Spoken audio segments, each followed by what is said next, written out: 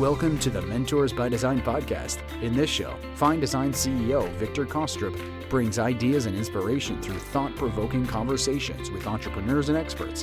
Whether you're just getting started on your journey or are a seasoned business owner, this show is designed to give you insight into what it takes to succeed. Here's your host, Viktor Kostroub.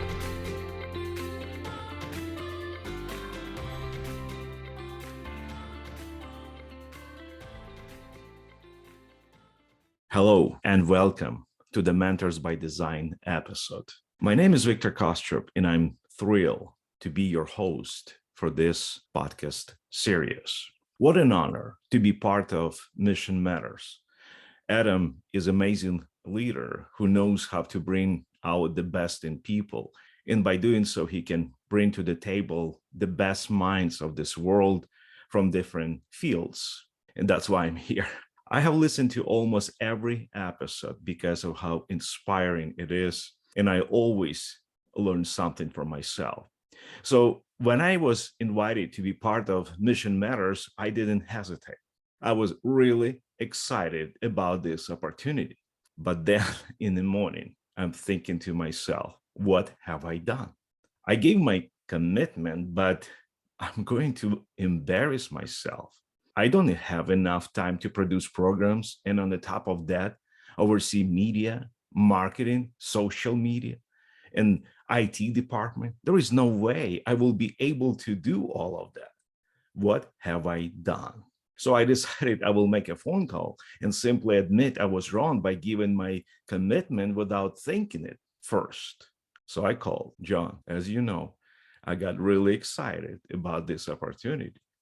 But after I slept on it, with everything on my plate, I realized there is no way I would have enough time for it. Plus, I was too naive to think that I could actually run the whole department. Here's what John said. I'm sorry, Viktor, I wasn't clear from the beginning. All you have to do, just record an episode. The rest is done by our team. It was such a relief to hear that. And thank God I didn't chicken out. It's been roughly 3 months since I came on the board, and I can tell you the level of professionalism simply exceeds my expectations. And I'm not an easy person to please. So I thought I'd spend this first episode talking briefly about my background and why we are here. I think that's important. And a little bit about what to expect from the show as we move forward. Now, let me just start by saying, what an amazing time it is we live now. The opportunities are endless. I'm sure not everyone would agree with me on that. Oh yeah, we heard that before. Opportunities for who? For those with money and connections, of course, but not for me. The only opportunity left for me is to go back to work, the same one I have been going for the last 10 years. Well, at least it pays the bills. How do I know that? I've been there. When I was just 15 years old, I want to make my own money. So that summer, I found a job, construction site. I was the only miner there. And you know, what shocked me the most, not how hard they were working, but the fact that each day they were cursing their life. All of them share the same amount of hate towards the work they have to do. And all you can hear, life is unfair. When I asked them the obvious question, then why would you not quit? Son, who's going to pay my bills? You will? I didn't think so. Do you think there is something better ahead for you? Welcome to the club, son. The only time I saw them smiling was on Friday afternoon. And guess what was their worst day? You're right, that was Monday. The only other time I saw them smiling was when they were sharing their stories from inside of their bedroom life. Thank God, what they prophesize about me is not my future. And the main reason I am waking up each morning with enthusiasm, regardless of whether this is Friday or Monday, because I always believed that there were a lot of opportunities for me. And anyone who followed me for any amount of time knows that growing up, I didn't have the benefit of a business and successful education. I didn't have any example of success around me. I had to figure out business and success all for myself. But as a result of persevering, I eventually figured out the formula for success. I've been very fortunate to be able to build a global business that now operates all over United States, Canada, Europe, Australia, and New Zealand. And as I was thinking about my path to success and thinking about the hundreds of successful entrepreneurs, millionaires, and billionaires, I realized there was one thing in common. Something I come to realize is a true law of success. What is it? The ability to spot and take advantage of opportunity. But to spot opportunity, one has to believe, almost being obsessed from your dream. That's how I see it. Looking back, I didn't know my calling, but I refused to follow people who said life is unfair. I refused to follow those who said in life you will never do what you are passionate about. In other words, in life, you will be doing not what you want to do, but what you have to do. At first, it was my father who said, you better get this truth, son. You better get this truth through you, son. And then, just to emphasize that point even more, it was the number of teachers and other people with authority who were trying to influence me to think this way. I remember clearly, as it was like yesterday, the debate with my teacher of chemistry from the college I went to. For the first 18 months, I was an amazing A student, but there was a reason. My motivation to study so well was the scholarship. That was at 35 rubles. Back then in Soviet Union, that was a lot of money, considering that my father's salary was only 120 rubles each month. I paid my sister 5 rubles to clean my room. So now you could see the value of 35 rubles. 5 rubles was enough to hire my sister to clean my room. Yeah, it wasn't that big, but still. And I keep reminding my sister, remember, you were my first employee. So imagine how significant I felt. So for a while, I justified that what I'm doing for my future. But then one day they took us to a fabric where you practically test your future occupation. And guess what? I hate it. I couldn't sleep for 2 days. Will I have to do something I have zero passion for entire my life? Ever since that moment, even a scholarship couldn't motivate me anymore. And that was the reason I failed the exam for chemistry. At first, I didn't realize what is the consequences would be. But then the teacher said, I want you to know, Viktor, starting next month, you will be no longer receiving a scholarship. I just couldn't face that news. I got used to the style of life I was able to afford, including the clean room. I guess the teacher saw my facial expression and was generous enough to offer me to retake the test. However, she said on one condition: when everyone goes to have fun during the winter break, I would have to come to college daily to get tutoring. I was looking forward to those off break. It was like my gateway to little freedom, to oxygen, you can almost say. So I had to make a difficult decision, but eventually reward with money always win. At this time, I studied like a crazy because I didn't want to give up my freedom and also to lose money. At the end of those 2 weeks, I had a special test just for me. Typically, you pull one bulletin and you answer. In my case, I had a test that normally is enough like for 10 people to answer. After the test was over, she turned to me with like big astonishment and said, Viktor, I want you to know there is no one in the whole college who knows the subject of chemistry better than you do, except maybe me. You are unbelievably talented. What are you doing with your life? She said. I'll be honest with you, I said. The reason I'm not motivated is that I realize what I'm going to do after this college isn't it something I'm looking forward to. I have zero passion to be in that environment. My dream is to find something that I will be excited to go to work, not because I have to, but because I would want to. And here's what she says, word to word. Viktor, I want you to remember, life doesn't work this way. You just embrace the responsibility that you have to do this work, and you work on your discipline to have consistency.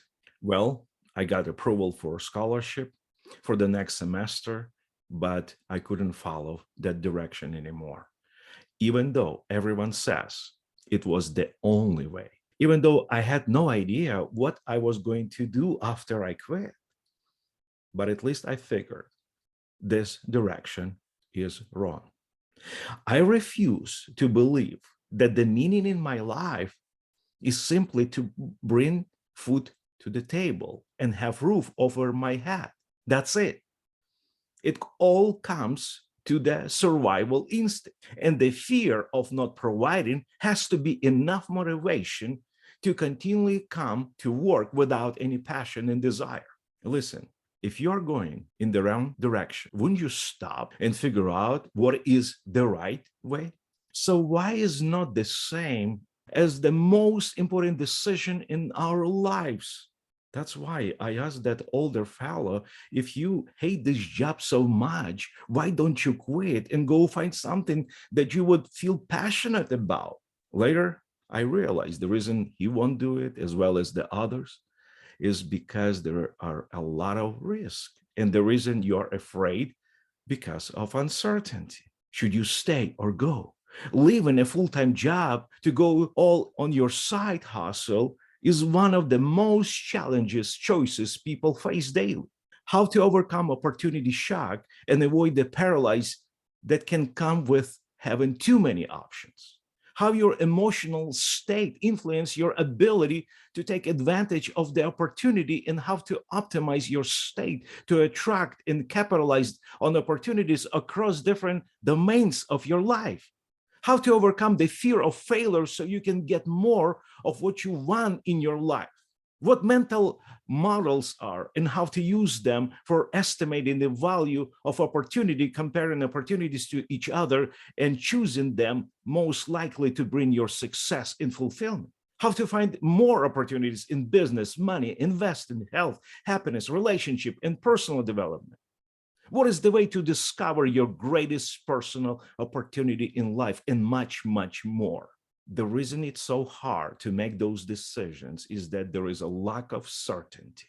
For example, you get a great opportunity in business, but realize that you put your life at so much risk by taking it. How do you balance your desire for success with your need for certainty? Most people don't realize, but we are constantly having to decide between opportunities in our life. For example, see if you can relate to any of these scenarios. You feel stuck in your current work and don't feel like you have enough opportunities coming to you.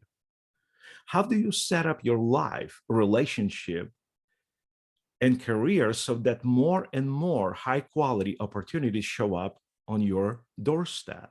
Or second scenario, you have a great opportunity in front of you and you're about to act on it, but doubts chips in and you feel afraid because you might make a mistake either way. What do you do? Or there is one more.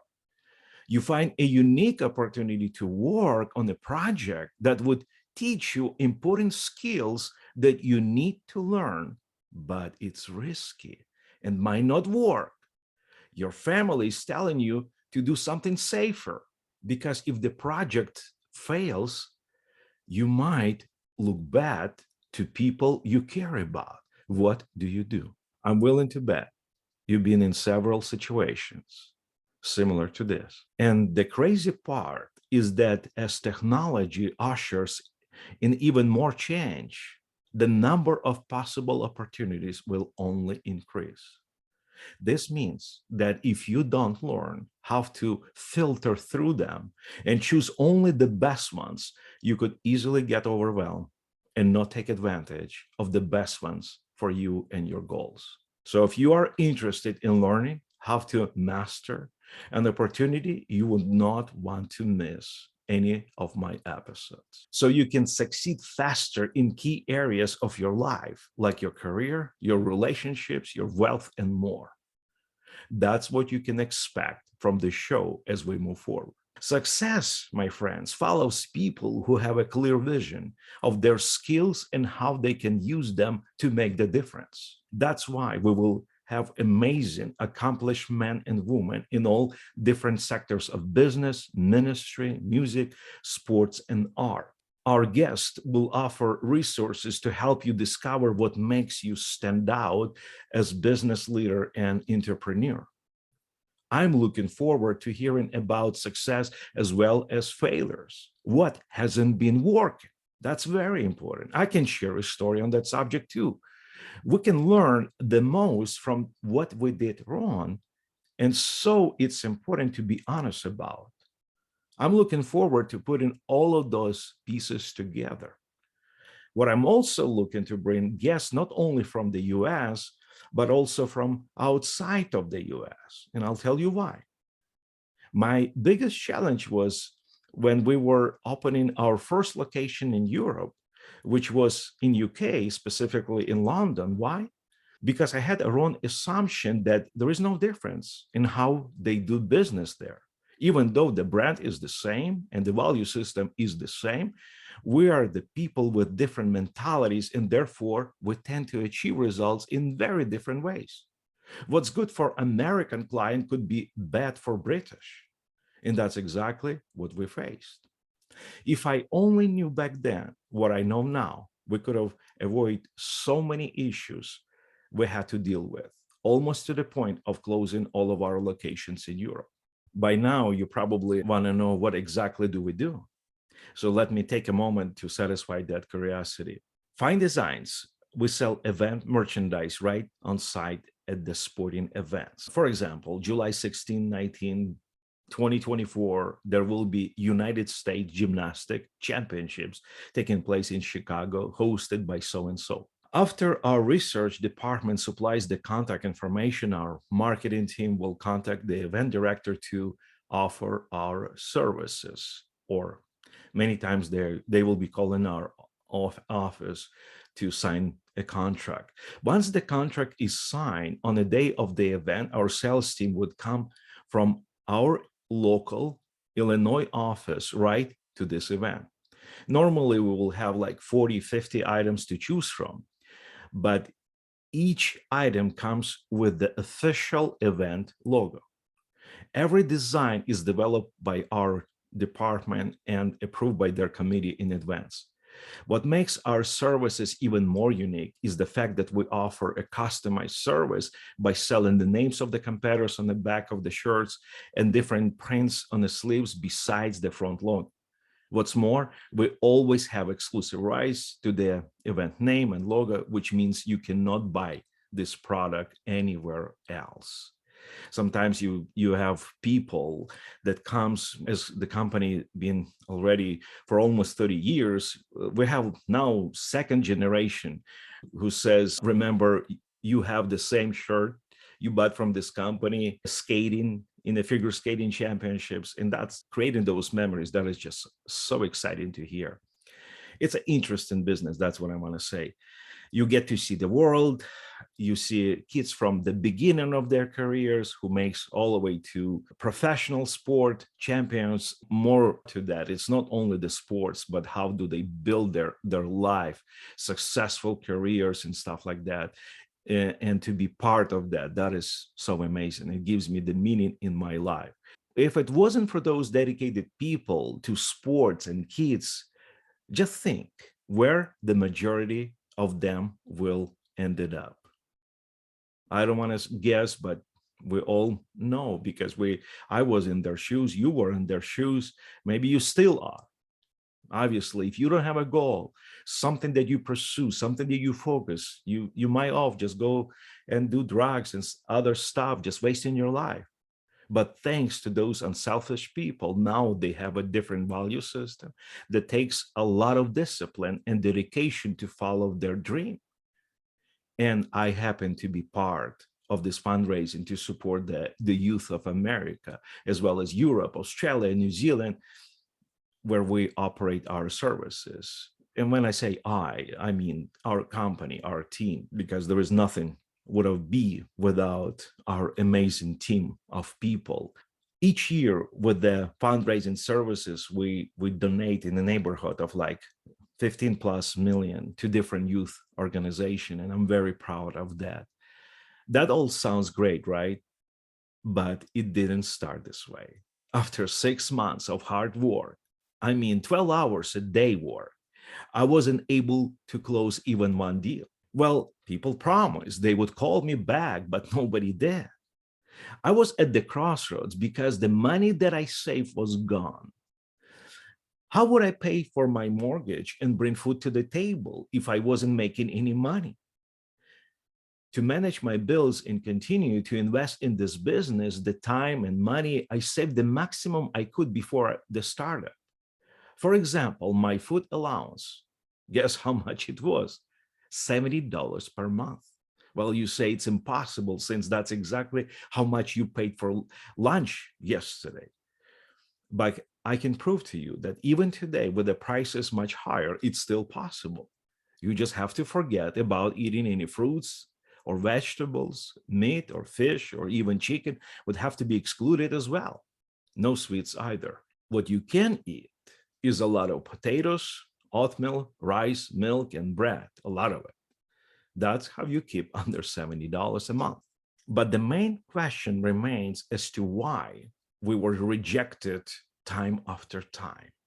We offer a much more lucrative deal than any competitor. I know that for a fact. I offer so much that would leave us with very small profit margin, and nevertheless, nobody was taking us seriously. I'll be honest, I was crushed, but very determined to find answers. Why? Since I was out of the town once, I decided I will stay in a hotel room until I got the answer. In order not to be distracted, I disconnected the phone and put the sign on the door saying, "Do not disturb." Back in 94, there were no cell phones or internet. It was much easier to disconnect yourself from the rest of the world. As I'm sitting on my bed, the thought comes so strong into my mind, almost like someone giving you a command. Imagine yourself in the shoes of the event director. And I did. Now I was able to hear myself as being them. And I said to myself, that is terrible. No wonder why I was constantly rejected. Those people were way too nice to me. I deserve quite opposite for selling this way. Just to give you a clue, I was like a beggar asking for a food. That's how I sounded to them, because all I was focusing on myself. Where is your compassion? I thought. At the same time speaking, that was going through my mind. Where is your compassion? I'm giving you such a great deal and you keep rejecting me. I literally was criticizing them while I was selling to them. And now, during this experience, I realized where my focus should be. Not on my needs, but on their needs.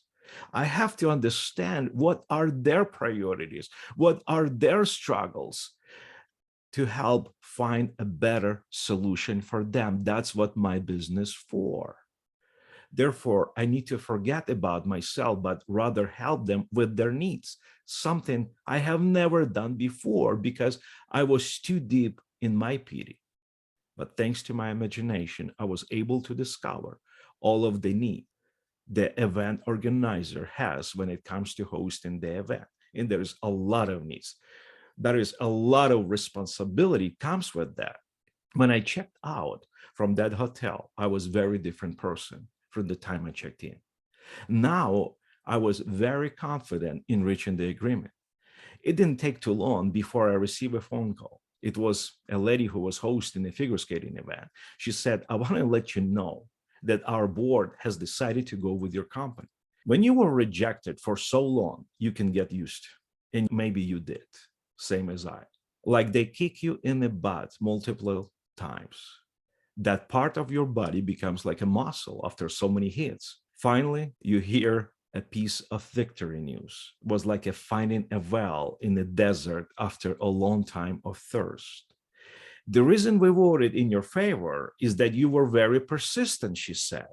I'm very embarrassed to admit, but my English was still very poor. I had no clue what persistent meant.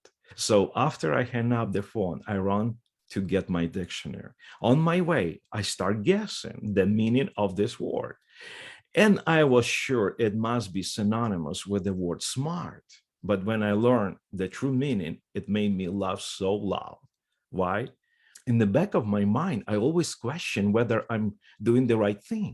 When I learn people tell you they will call you back, but they never do, it's just their way to send you away.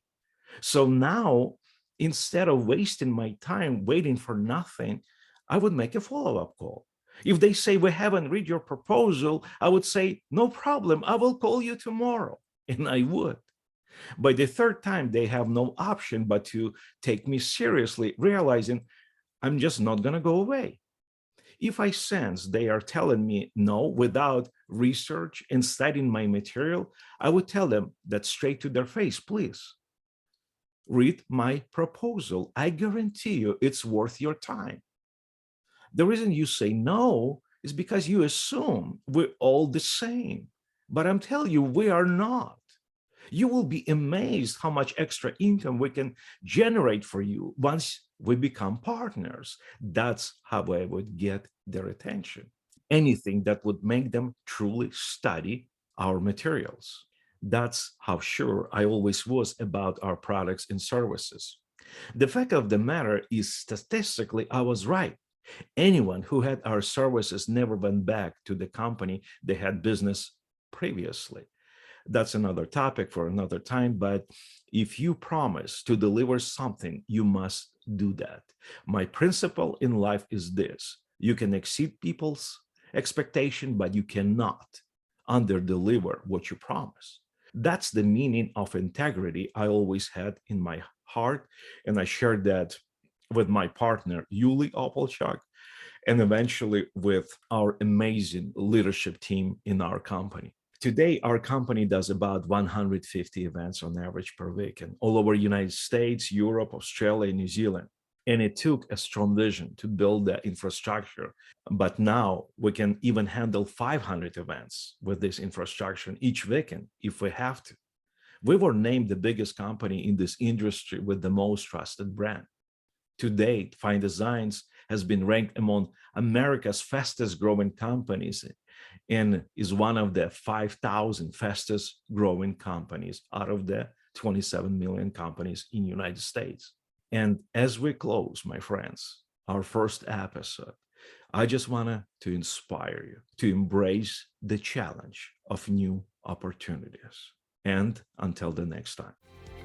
We hope you've enjoyed this episode of the Mentors by Design podcast. This show is sponsored by Fine Designs. Learn more about how Fine Designs can supply apparel for your events at finedesigns.com.